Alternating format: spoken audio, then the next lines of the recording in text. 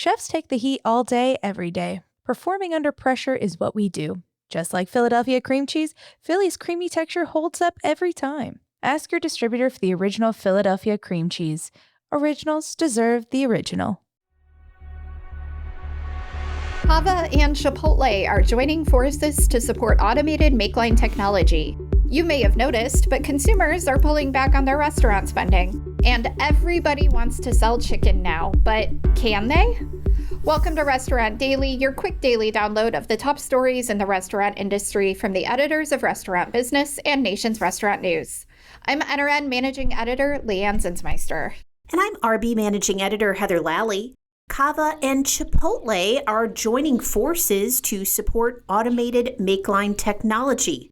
Cava said Tuesday it is joining in a $25 million Series B investment in Hyphen. That's a developer of an augmented makeline that is essentially two makelines in one. Chipotle's Cultivate Next investment fund has already invested in Hyphen, and the augmented makeline technology is being tested in at least one restaurant. Cava said it will also start testing the robotic makelines in coming quarters. With Hyphen's technology, humans can build meals on the top, while a robotic makeline under the counter can create digital orders at the same time. Both face competition from Sweetgreen, which is slowly rolling out its own automated makeline technology dubbed Infinite Kitchen. Speaking of Cava, sales slowed down in the second quarter, but the brand faced a difficult comparison with the launch of steak last year. Cava's same-store sales were up 2.1% for the quarter, but traffic was flat. That, however, lapsed last year's 14.4% increase in same-store sales, with traffic up 9.5%. Still, CEO Brett Schulman said consumers are navigating challenging times, which he calls a fog, along with tariff whiplash. He said Cava is not seeing trade down on the menu, so they're still finding everyday value at the Mediterranean chain. Schulman also said traffic trends accelerated toward the end of the second quarter. Coming soon, chicken shawarma launches in October, and Cava is testing salmon as a new protein. You may have noticed, but consumers are pulling back on their restaurant spending.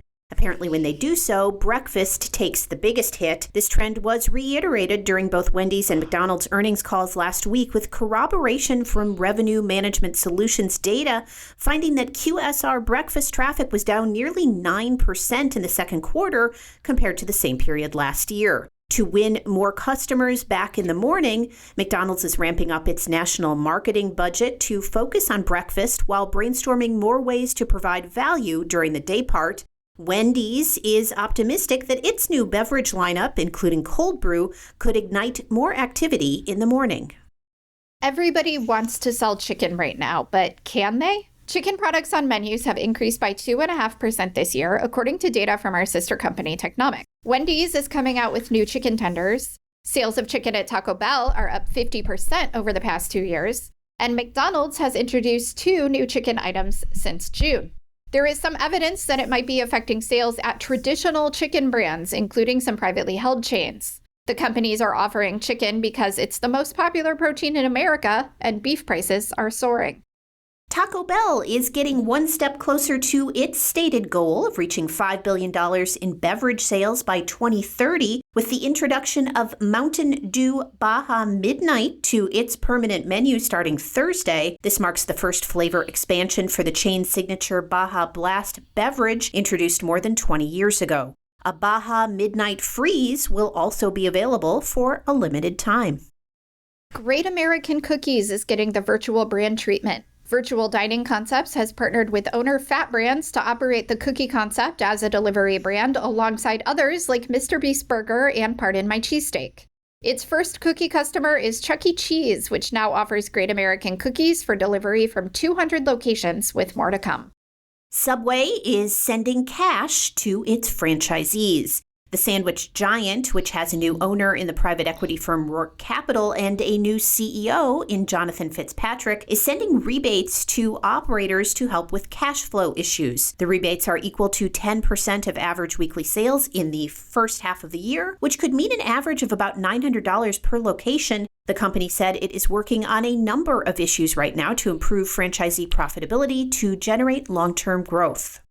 Firehouse Subs is also adding incentives for both new and existing franchisees as it renews its veteran and first responder incentive programs. The 2026 Development Incentive Program offers $75,000 in cash for opening a single new Firehouse Subs location in 2026 and $100,000 in cash per restaurant for those who sign on to open 2 or more units. Shake Shack plans to open restaurants in Vietnam.